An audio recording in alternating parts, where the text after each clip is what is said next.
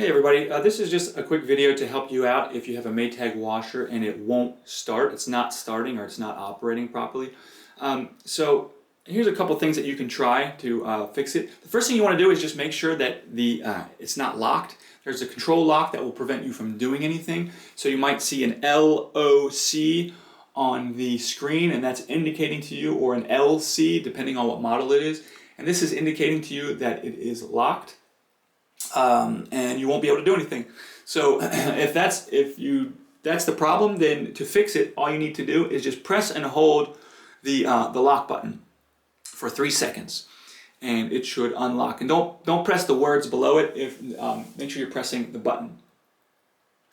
And so the next thing is, was the door locked when it was installed? If you're having this problem and it's new, you're going to just need to, it's possible for the washer to be unboxed and the door to still be locked.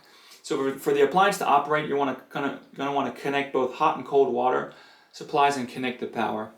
The next reason is there might be some trouble getting water. And so you got to check, is the water turned on at the valve going to the machine, but also at the level of the house. If there's any thing like that, then it's not going to come on.